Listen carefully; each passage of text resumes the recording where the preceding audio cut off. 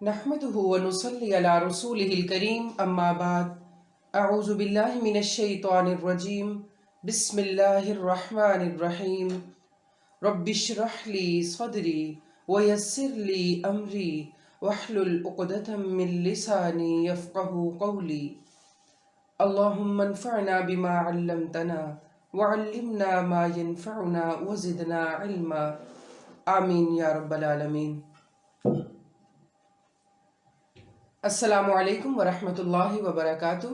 وعلیکم السلام ورحمۃ اللہ وبرکاتہ. حسن اخلاق. الادب.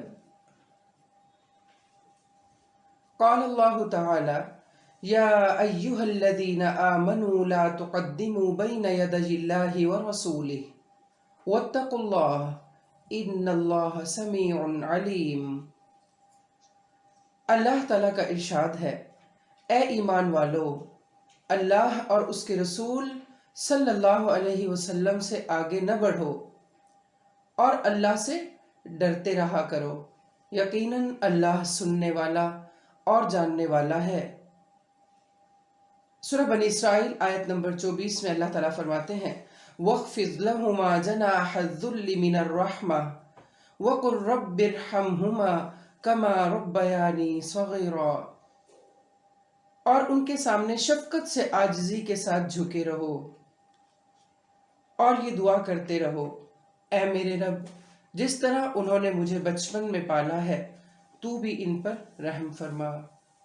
گویا اسلام ادب اور احترام اور مراتب کا دین ہے. اسلام ہمیں مراتب کی تعلیم دیتا ہے کہ حقوق العباد میں مراتب کا لحاظ ملحوظ خاطر رکھا جائے اور حقوق العباد میں سب سے پہلے ہمارے اچھے سلوک کے مستحق ہمارے والدین. اور پہلی آیت میں رسول اللہ صلی اللہ علیہ وسلم کی بات سے آگے نہ بڑھنا، گویا یہ بھی مراتب کا دھیان رکھنا ہے کہ اللہ اور اس کے رسول سے آگے نہ بڑھا جائے اور اس کے بعد اپنے والدین کے ساتھ حسن سلوک اور ادب کا معاملہ کیا جائے. اسی طرح ابو موسیٰ اشعری رضی اللہ عنہ کی ایک روایت ہے کہ رسول اللہ صلی اللہ علیہ وسلم نے فرمایا بزرگ مسلمان کی، حامل قرآن کی جو قرآن کے بارے میں حد سے تجاوز نہ کرنے والا ہو، نہ اس سے آراز اور بے وفائی کرنے والا ہو، اور منصف بادشاہ کی. عزت کرنا اللہ کی عزت کرنے کے ہم معنی ہیں. کس کس کی؟ بے شک بزرگ مسلمان کی سب سے پہلے، اور حامل قرآن کی جو قرآن کے بارے میں حد سے تجاوز نہ کرنے والا ہو، نہ اس سے اعراض و بے وفائی کرنے والا ہو. گویا قرآن کا علم رکھنے والا ایسا انسان جو قرآن کو ملحوظ خاطر رکھنے والا ہو اور منصف بادشاہ کی عزت کرنا، گویا اللہ کی عزت کرنے کے ہم معنی ہے. عن انس بن مالک یقول جاء شیخ يريد النبي صلى الله عليه وسلم فأبطأ القوم عنه أن يوسعوا له فقال النبي صلى الله عليه وسلم ليس منا من لم يرحم صغيرنا ولم يؤقر كبيرنا. سیدنا انس بن مالک رضی اللہ عنہ فرماتے ہیں کہ ایک بزرگ آدمی رسول اللہ صلی اللہ علیہ وسلم کے پاس آیا. وہ آپ صلی اللہ علیہ وسلم سے ملنے کا ارادہ رکھتا تھا. لوگوں نے اسے راستہ دینے میں دیر لگائی تو رسول اللہ صلی اللہ علیہ وسلم نے فرمایا وہ ہم میں سے نہیں جو چھوٹوں پر رحم نہ کرے اور بڑوں کی عزت نہ کرے. گویا کیا پتہ چلتا ہے اس حدیث سے کہ ایک بزرگ آدمی جب اس کو راستہ چاہیے تھا اور لوگوں نے اس کو راستہ دینے میں دیر کی تو گویا یہ اس کے ادب کے منافی ہے. عن ابن عباس ان النبي صلی اللہ علیہ وسلم قال البرکۃ مع اکابرکم۔ سیدنا ابن عباس رضی اللہ عنہ سے روایت ہے کہ رسول اللہ صلی اللہ علیہ وسلم نے فرمایا برکت تمہارے بزرگوں کے ساتھ ہے، برکت تمہارے بزرگوں کے ساتھ ہے۔ ہر جگہ پہ، ہر چار دیواری کے اندر، گھر میں والدین ہوں، بزرگ ہوں جیسے نانا نانی یا دادا دادی، ان کو بوجھ سمجھنے کے بجائے انہیں وجہ برکت، باعث برکت سمجھنا اور سمجھ کر ان کی خدمت کرنا۔ اسی طرح خواہ کوئی پروجیکٹ ہے، کوئی کام ہے، کوئی ادارہ ہے، کوئی انسٹیٹیوٹ ہے، اس میں تجربہ کار اور بزرگی کے حامل اور پہلے سے کام میں آگے آنے والے لوگوں کا ادب اور لحاظ کرنا گویا اپنی برکت کو سنبھالنے والی بات ہے۔ البرکۃ مع اکابرکم۔ نافع رحمہ اللہ سے روایت ہے کہ سیدنا عبداللہ بن عمر رضی اللہ عنہ نے ان سے بیان کیا کہ رسول اللہ صلی اللہ علیہ وسلم نے فرمایا میں نے اپنے آپ کو خواب میں دیکھا کہ میں مسواک کر رہا ہوں، پس میرے پاس دو آدمی آئے، ان میں سے ایک دوسرے سے بڑا تھا، تو میں نے مسواک ان دونوں میں سے چھوٹے کو دے دی، تو مجھے کہا گیا بڑے کو دیں، تو میں نے بڑے کو لوٹا دی۔ تو کیا پتہ چلا کہ بڑے کے مقام اور مرتبے کا لحاظ رکھا جائے، ان کو فوقیت دی جائے اور ان کو اول رکھا جائے۔ سیدنا ابن عمر رضی اللہ عنہ سے روایت ہے کہ رسول اللہ صلی اللہ علیہ وسلم نے فرمایا جب تمہارے پاس کسی قوم کا عزت دار آدمی آئے تو اس کی عزت کرو۔ اذا اتاکم کریم قوم فاکرموہ۔ اسی طرح ایک اور جگہ پہ رسول اللہ علیہ وسلم نے فرمایا نا انزل الناس منازلہم، کہ لوگوں کو ان کے مراتب کے مطابق لوگوں کے ساتھ پیش آیا جائے۔ عن ابی ہریرہ ان رسول اللہ صلی اللہ علیہ وسلم وقف على اناس جلوس فقال الا اخبرکم بخیرکم من شرکم قال فسکتوا فقال ذلك 3 مرات فقال رجل بلا یا رسول اللہ صلی اللہ علیہ وسلم اخبرنا بخیرنا من شرنا قال خیرکم من یرجى خیره ویؤمن شره وشرکم من لا یرجى خیره ولا یؤمن شره۔ سیدنا ابو ہریرہ رضی اللہ عنہ سے روایت ہے کہ رسول اللہ صلی اللہ علیہ وسلم چند آدمیوں کے پاس رکے جو بیٹھے ہوئے تھے اور فرمایا کیا میں تم کو تمہارے اچھوں اور بروں کی خبر نہ دوں؟ راوی کہتے ہیں سب خاموش رہے۔ آپ صلی اللہ علیہ وسلم نے یہ بات 3 مرتبہ دہرائی۔ تب ایک شخص نے عرض کی کیوں نہیں اے اللہ کے رسول صلی اللہ علیہ وسلم، ہمیں بتائیے کہ ہم میں کون نیک ہے اور کون بد۔ آپ نے فرمایا تم میں نیک وہ ہے جس سے نیکی کی امید رکھی جائے اور اس کے شر سے بے خوف ہوا جائے، اور بد وہ ہے جس سے نیکی کی امید نہ رکھی جائے اور اس کے شر سے بے خوف نہ رہا جائے۔ مراد وہ لوگ کہ جن کے بارے میں یہ ڈر ہو کہ وہ مینرز کا دھیان نہیں رکھیں گے یا کوئی لحاظ نہیں کریں گے یا ادب والا معاملہ نہیں کریں گے اور ان سے نیکی کی امید نہ رکھی جائے، وہ بد ہے۔ عن انس قال لم يكن شخص احب اليهم من رسول الله صلى الله عليه وسلم وكانوا اذا رأوه لم يقوموا لما يعلمون من كراهيته ذلك۔ سیدنا انس رضی اللہ عنہ فرماتے ہیں کہ رسول صلی اللہ علیہ وسلم سے زیادہ محبوب شخص صحابہ کے نزدیک کوئی نہ تھا، اور جب وہ آپ صلی اللہ علیہ وسلم کو دیکھتے تھے تو کھڑے نہیں ہوتے تھے، اس لیے کہ وہ جانتے تھے کہ آپ یہ پسند نہیں کرتے تھے۔ تو ادب کا تقاضا یہ بھی ہے کہ پسند اور ناپسند کا خیال رکھا جائے، صرف ظاہری طور پر یعنی ایٹیٹیوڈ میں ہی ادب نہ ہو، بلکہ عملاً کاموں کے اعتبار سے، پسند ناپسند کے اعتبار سے۔ مراد کیا ہے کہ ادب کا تقاضا یہ ہے کہ بڑے کی بات کو امپورٹنس دی جائے، اس کی بتائے ہوئے کام کو امپورٹنس دی جائے، اس کے طریقہ کار کو امپورٹنس دی جائے۔ صرف اور صرف ظاہری طور پہ سر ہلانا یا بہت ادب اداب کرنا یا کھڑے ہو جانا یہ ادب میں شامل نہیں۔ یہاں دیکھیے کہ رسول اللہ صلی اللہ علیہ وسلم سب سے زیادہ محبوب تھے، مگر آپ کے لیے صحابہ کھڑے نہیں ہوتے تھے کیونکہ وہ جانتے تھے کہ آپ کھڑے ہونے کو پسند نہیں کرتے. اور دوسری طرف ہم جانتے ہیں کہ صحابہ کرام آپ کے کتنے یعنی مطیع اور فرما بردار تھے. گویا اسلام ادب کا دین ہے، اسلام مینرز کا دین ہے، اسلام لوگوں کے ساتھ ان کے مراتب کے مطابق فیصلہ کرنے اور معاملہ کرنے اور ڈیل کرنے کا حکم دیتا ہے. اور یہ حکمت رسول اللہ صلی اللہ علیہ وسلم کی سیرت سے بھی ہمیں پتہ چلتی ہے اور صحابہ کرام کے آپ صلی اللہ علیہ وسلم کے ساتھ معاملات کرنے میں بھی ظاہر ہوتی ہے.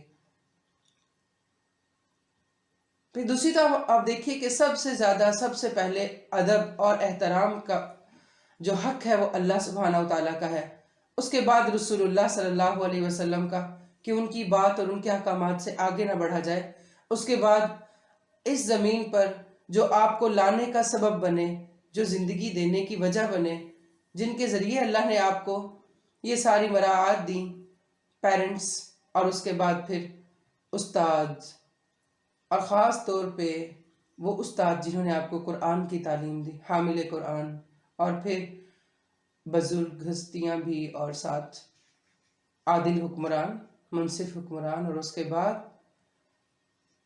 اپنے ارد گرد موجود تمام لوگوں کو ان کے مراتب کے لحاظ سے پیش آنا ان کے ساتھ. یہ اسلام کا حسن ہے. اور اپنے بڑوں کو باعث برکت سمجھنا، بوجھ نہ سمجھنا. کیونکہ ہوتا کیا ہے کہ جب بزرگ ہو جاتے ہیں، بڑے ہو جاتے ہیں، تو وہ بعض اوقات اتنے ایکٹیو نہیں رہتے یا آپ کے لیے اتنے پروڈکٹیو نہیں رہتے کہ وہ بھاگ بھاگ کے آپ کی خدمتیں کر کے، جیسے ساری عمر انہوں نے آپ کو سنبھالا، اب وہ خود اس سٹیج پہ ہیں کہ ان کو سنبھالا جائے. تو رسول اللہ صلی اللہ علیہ وسلم کی تعلیم کیا ہے کہ برکت انہی کے ساتھ جڑی ہوئی ہے. یعنی اب یہ نہیں ہے کہ وہ آپ کے کام کے نہیں رہے، وہ کوئی زائدت ضرورت چیز بن گئے ہیں. آپ اس چیز کو دیکھیے کہ اولڈ ہومز کا جو کانسیپٹ ہے وہ اسی ادب کے نہ ہونے کی وجہ سے وجود میں آیا. اور یعنی اسلامک کمیونٹی کی خوبصورتی یہ ہے کہ یہاں فیملی میں آپ ایک خوبصورت یعنی اختلاف اور امتزاج دیکھتے ہیں عمر کا، کہ ایک طرف بزرگ ہیں، ان کے اپنے تجربات ہیں، ان کی زندگیوں کے گزرے ہوئے سارے سبق جو انہوں نے سیکھے وہ ہیں، اور ایک طرف نوجوان ہیں جو ینگ بلڈ ہیں، انرجیٹک ہیں، اور وہ اپنے بزرگوں کے تجربوں سے فائدہ اٹھا رہے ہیں. یہ سب تبھی ہے جب ہم رسول اللہ صلی اللہ علیہ وسلم کے ان احکام کو ذہن میں رکھیں گے کہ البرکۃ مع اکابرکم، کہ آپ کی برکت آپ کے بڑوں کے ساتھ ہے. پھر اسی طرح سے گھروں میں بزرگوں کی باتوں کو فوقیت دینا، ان کے فیصلوں کا لحاظ کرنا، ان کے تجربات سے فائدہ اٹھانا، ان کو عزت اور تکریم اور کمفرٹ کے ساتھ رکھنا، یہ سب اسلام کی خوبصورتیوں میں سے ہے اور ادب میں سے ہے. یاد رکھیے کہ جیسے کوئی چیز اپنے ادب کو کھو کر بدصورت ہو جاتی ہے، بالکل انسان بھی اسی طرح جب اپنے ادب کو کھو دیتا ہے، یعنی اس کو یہ نہیں ہوتا کہ کس طرح سے کس کے ساتھ اس نے ڈیل کرنا ہے، میرے سامنے بڑا ہے چھوٹا ہے، کس طرح مخاطب ہوں یا نہ ہوں، تو وہ اپنی شخصیت کی خوبصورتی کو کھو بیٹھتا ہے. ایسا شخص خواہ بظاہر کیسا ہی کیوں نہ اٹریکٹیو ہو، لیکن جب اس کے اندر اپنے بڑے اور چھوٹے کی تمیز یا پھر مینرز نہیں ہیں تو اس کا اخلاق کبھی خوبصورت نہیں ہو سکتا. ٹھیک ہے. اور باہمی تعلقات کے لیے یہ ادب بہت ہی اہمیت کا حامل ہے. العلاقات المشترکہ، باہمی تعلقات. قال اللہ تعالی انما المؤمنون اخوة فاصلحوا بین اخویکم. اللہ تعالیٰ کا ارشاد ہے بے شک مومن ایک دوسرے کے بھائی ہیں. نیکسٹ ٹاپک، لہٰذا اپنے بھائیوں کے درمیان صلح کروا دیا کرو۔ ایک اور جگہ اللہ تعالیٰ کا ارشاد ہے ربنا اغفر لنا ولإخواننا الذین سبقونا بالایمان، اے ہمارے رب ہمیں اور ہمارے ان بھائیوں کو بخش دے جو ہم سے پہلے ایمان لائے ہیں۔ ابو ہریرہ رضی اللہ عنہ کی حدیث ہے، آپ نے فرمایا مومن مومن کا آئینہ ہے اور مومن مومن کا بھائی ہے، وہ اس کے نقصان کو روکتا ہے اور اس کے پیچھے سے اس کی حفاظت کرتا ہے۔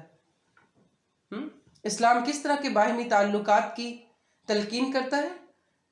سب سے پہلے کیا ہے کہ بے شک مومن ایک دوسرے کے بھائی ہیں، یعنی کلمہ کا رشتہ ایسا ہے جو نسبی تو نہیں مگر نسبی سے بڑھ کر ہے۔ اور پھر اتنا ہی نہیں بلکہ اس رشتے کی بنا پر ہم ایک دوسرے کی اتنی بھلائی چاہیں کہ صرف اس دنیا میں نہیں بلکہ آخرت کی کامیابی بھی طلب کریں۔ ربنا اغفر لنا ولاخواننا الذین سبقونا بالایمان، اے ہمارے رب ہمیں اور ہمارے ان بھائیوں کو بخش دے جو ہم سے پہلے ایمان لائیں۔ سب کے ساتھ ایک کلمہ کا رشتہ ہے، چاہے ہمارے درمیان کتنے ہی فاصلے ہوں۔ پھر ابو ہریرہ رضی اللہ عنہ کی یہ حدیث کہ المؤمن مرآۃ المؤمن والمؤمن اخو المؤمن یکف علیہ ضیغتہ ویحوطہ من ورائہ، کہ مومن مومن کا آئینہ ہے اور مومن مومن کا بھائی ہے۔ اچھا، اللہ کے نبی صلی اللہ علیہ وسلم نے مومن کو آئینہ کیوں کہا؟ آئینہ کیا کرتا ہے؟ کیسا ہوتا ہے؟ دیکھا ہے کبھی؟ روز دیکھتے ہیں الحمدللہ۔ تو کیا دیکھتے ہیں اس میں؟ اپنا آپ دیکھتے ہیں، اور وہ کیا دکھاتا ہے؟ جو آپ ہوتے ہیں۔ تو گویا ایک مومن مومن کے لیے آئینے کی طرح خیر خواہی کرنے والا ہے۔ جو چیز اس کو اپنے مومن بھائی کے اندر قابل اصلاح نظر آتی ہے وہ اس کو بالکل ویسے ہی دکھاتا ہے۔ اچھا، بے ضرر ہے، چیخ چلا کے نہیں بتاتا، شرمندہ کر کے نہیں بتاتا، بڑھا چڑھا کے نہیں بتاتا، ایز اٹ از جو ہے وہی سامنے رکھتا ہے۔ اچھا، پھر جو دیکھ رہا ہوتا ہے آئینہ، جس کو اس کی خامیاں یا خوبیاں نظر آ رہی ہوتی ہیں، اچھا دونوں ہی چیزیں سامنے رکھتا ہے اور ایز اٹ از رکھتا ہے، صرف یہ نہیں کہ خامیاں ہی دکھاتا ہے، جو جیسا جتنا ہوتا ہے سامنے لے آتا ہے، جو کوالٹی ہے، جو بیوٹیفلنس ہے وہ بھی سامنے آ جاتی ہے۔ پھر دیکھنے والا کیا کرتا ہے؟ وہ اپنی خامی کو دیکھ کے خاموشی سے درست کر لیتا ہے، اس کو مٹا دیتا ہے، صاف کر لیتا ہے، منہ دھو لیتا ہے، غصہ نہیں کرتا، لڑائی نہیں کرتا، بغض نہیں رکھتا، توڑ نہیں دیتے آپ آئینے کو یہ کہہ کر کہ تم نے کیوں بتایا کہ میرے یہاں پہ یہ لگا ہوا ہے۔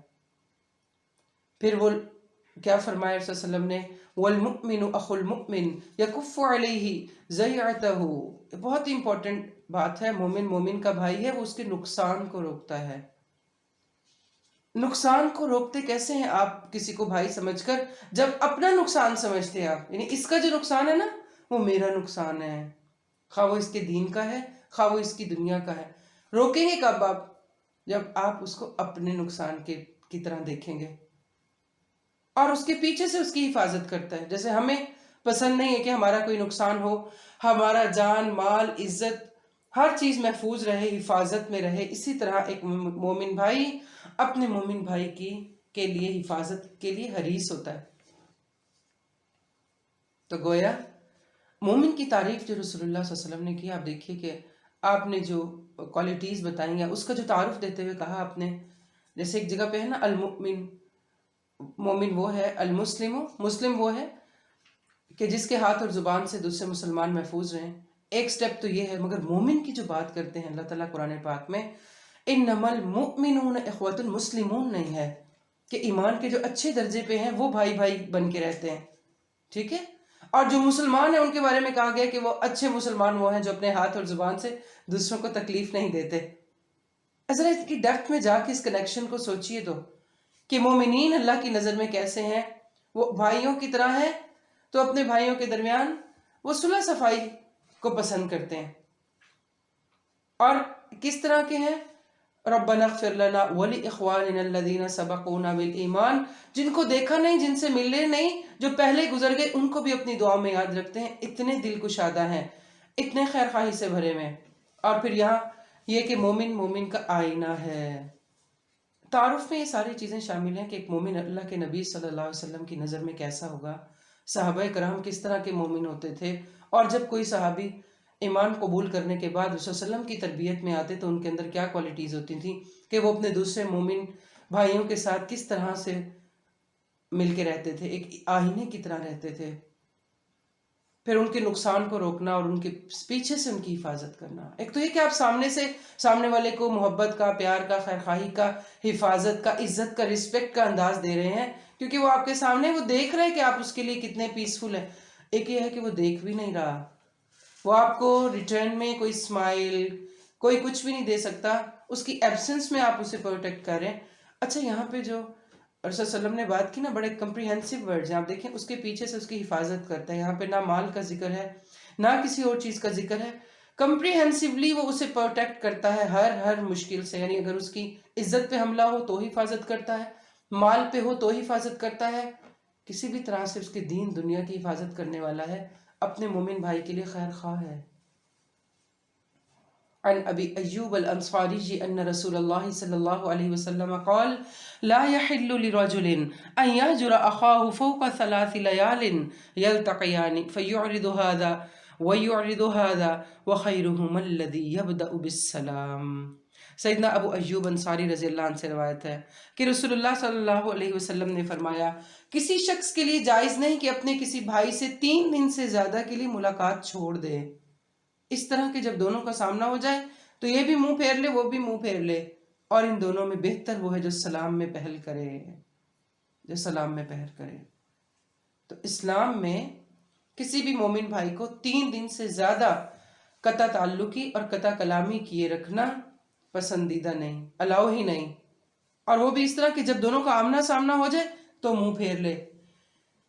کیونکہ آپ دیکھیے کہ جس طرح سے کسی بھی مسلمان کے مال کی حفاظت ہے اور رسپیکٹ ہے، یا اس کی جان کی ہے، اسی طرح اس کی عزت کی بھی ہے۔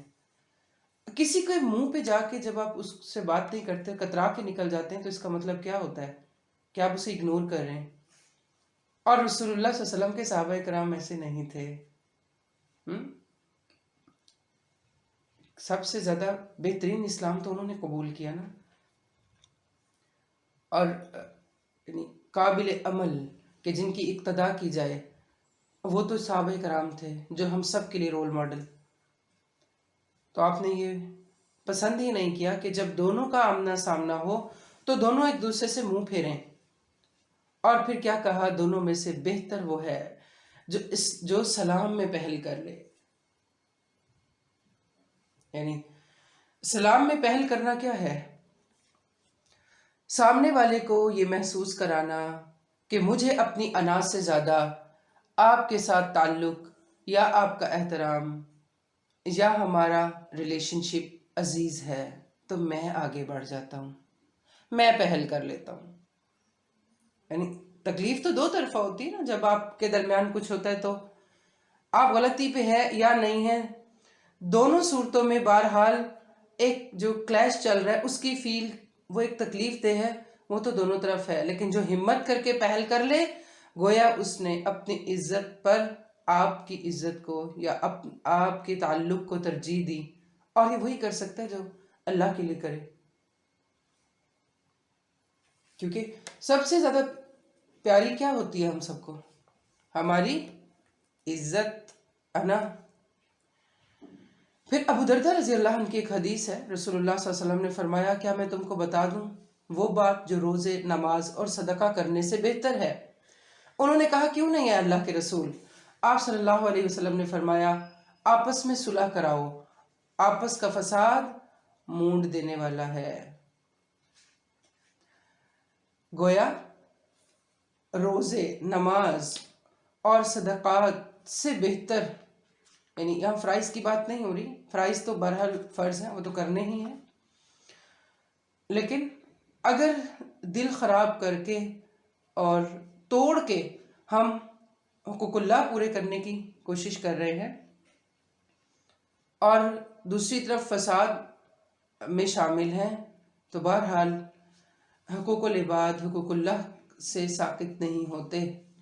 آپ نے فرمایا آپس میں صلح کرواؤ، اور آپس کا فساد جو ہے وہ مونڈ دینے والا ہے۔ کس چیز کو مونڈ دینے والا ہے؟ دین کو مونڈ دینے والا ہے۔ آپ کے اندر اسپرٹ نہیں رہتی، گویا صرف ریچولز چل رہے ہیں۔ نماز کیا ہے؟ اپنی پیشانی کو اللہ کے آگے جھکا کے کہہ دینا کہ میں کچھ نہیں ہوں۔ اور اگر نماز کے 4 سجدوں میں ہم بغیر کسی فیلنگ کے جھک رہے ہیں، اور باہر نکلتے ہی سلام پھیرتے ہی ہماری انا کا بت اتنا بڑا ہے، تو گویا نماز میں ہم جھکے ہی نہیں، دین ہے ہی نہیں، دین مونڈا ہوا ہے۔ یعنی کہ آپس کا فساد مونڈ دینے والا ہے نا۔ جو آپ کی نیکیوں کی اسپرٹ تھی، جو آپ کو آپ کی نیکی سے، نماز سے، روزے سے جو رزق ملنا تھا وہ اندر نہیں گیا، نہ اخلاق میں کوئی فرق پڑا، نہ عاجزی آئی، نہ خیر خواہی آئی۔ تو یہ بہت اہم ہے۔ آج کل جیسے رمضان المبارک کا مہینہ ہے، ہم سب عبادت کی کوشش کرتے ہیں، تو ہمیں اس چیز کا دھیان ہونا چاہیے کہ یہ سب عبادات کوئی ایسی چیز نہیں ہے جن کو ہم ایکسرسائز کی طرح پریکٹس کریں۔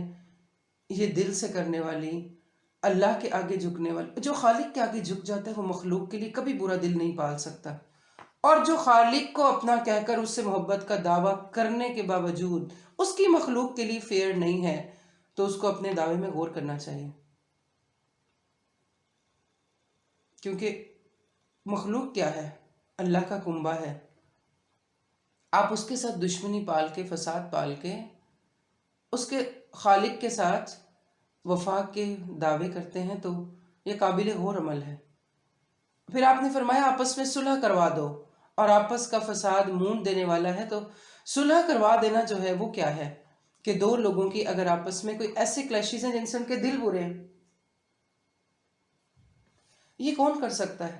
جو دونوں کو اپنا بھائی سمجھے، جو دونوں کے خلاف شیطان کی مدد نہ کرے، یا اس کو یہ کانسیپٹ کلیئر ہو کہ ان دونوں کے پھٹنے سے فائدہ شیطان کو جا رہا ہے،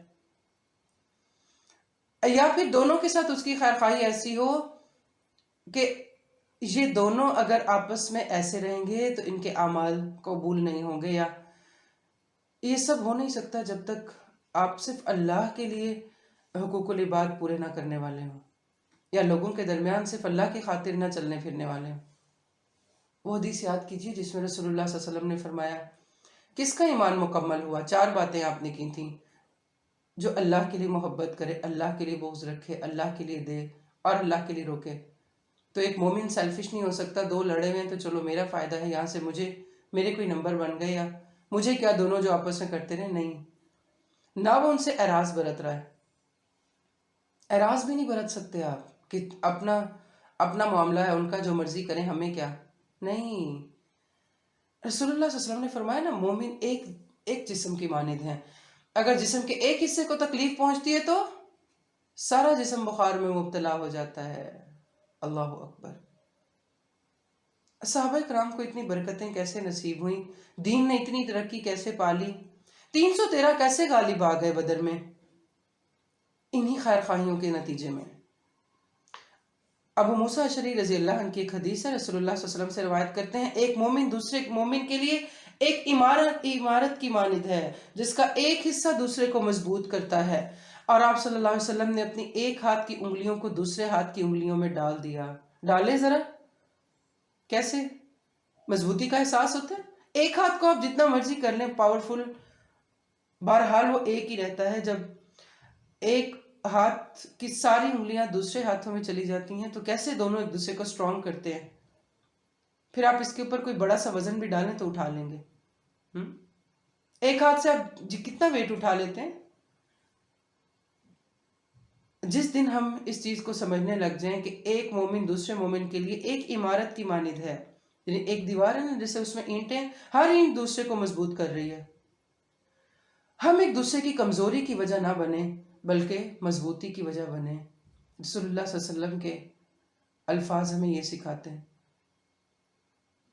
ایک خالص مومن کبھی بھی کسی دوسرے کو کمزور دیکھ کے یا کمزور کر کے، کسی بھی اعتبار سے، مالی اعتبار سے، جسمانی اعتبار سے، ایون اس کی عزت کے اعتبار سے کمزور کر کے خوش اور راضی نہیں ہو سکتا، کیونکہ اچھے مومن تو وہ ہیں جو ایک دوسرے کو سٹرونگ کرتے ہیں، ایک دوسرے کو سپورٹ دیتے ہیں، سپورٹ بنتے ہیں ایک دوسرے کی۔ اور یہ ہو نہیں سکتا جب تک آپ اپنی میں کو ہم کے اندر گم نہ کر دیں. اگر ہر اینٹ یہ کہتی رہے کہ ساری مضبوطی میرے ساتھ ہے اور میرے بغیر کوئی کام نہیں ہونا، تو بہرحال یہاں پہ رسول اللہ صلی اللہ علیہ وسلم نے ایک عمارت کی مانند مومنین کو قرار دیا. ایک عمارت میں آپ دیکھیے کہ جتنے بھی ایک عمارت کے پارٹس ہیں، چلے ذرا سوچئے جس کمرے میں آپ سب بیٹھے ہیں، اوپر نظر دوڑائیے، چھت کی طرف دیکھیے، چھت ہے، اس کے بغیر گزارا ہونا تھا. نیچے دیکھیے فرش پہ بیٹھے، چارپائی پہ بیٹھے ہیں، بیڈ پہ بیٹھے ہیں، چیئر پہ بیٹھے ہیں، جس بھی چیز پہ بیٹھے ہیں، بہرحال آپ کے نیچے زمین ہے، فرش ہے، دائیں بائیں دیواریں کھڑی ہیں، اوپر اگر پنکھا چل رہا ہے، کوئی لائٹ ہے، دروازہ ہے، کھڑکی ہے، وینٹیلیشن کے لیے بھی کچھ چاہیے. یہ ساری ہی چیزیں عمارت کے لیے ضروری ہیں. تو ہر مومن اپنی جگہ پہ محترم ہے، ہر مومن اپنی جگہ پہ پریکٹسنگ ہے، ہر مومن اپنی جگہ پہ رسپیکٹیبل ہے، ہر مومن اپنی جگہ پہ امپورٹنٹ ہے. ایک عمارت کی مثال ہی کیوں دی اللہ کے نبی نے؟ ہمیں غور و فکر کرنا چاہیے.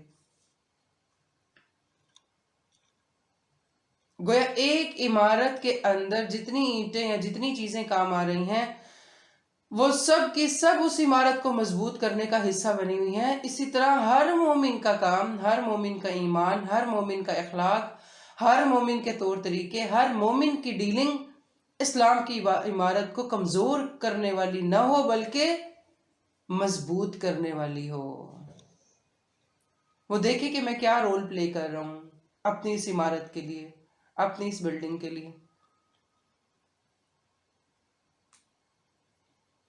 عن النعمان بن بشیر یقول قال رسول اللہ صلی اللہ علیہ وسلم ترى المؤمنین فی تراحمهم وتوادهم وتعاطفهم كمثل الجسد اذا اشتكى عضوا تداعى له سائر جسده بالسهر والحمى. نعمان بن بشیر رضی اللہ عنہ سے روایت ہے کہ رسول اللہ صلی اللہ علیہ وسلم نے فرمایا، تم مومنین کو آپس میں ایک دوسرے کے ساتھ رحمت و محبت کا معاملہ کرنے اور ایک دوسرے کے ساتھ لطف و نرم خوئی میں ایک جسم جیسا پاؤ گے کہ جب اس کا کوئی عضو تکلیف میں ہوتا ہے تو سارا جسم بخار اور نیند اڑنے کے ساتھ اس تکلیف میں شامل ہو جاتا ہے. گویا ایک عضو کو اگر کوئی تکلیف پہنچتی ہے تو کیا ہوتا ہے؟ سارا جسم بخار میں اور ایک تکلیف میں حصہ دار ہو جاتا ہے.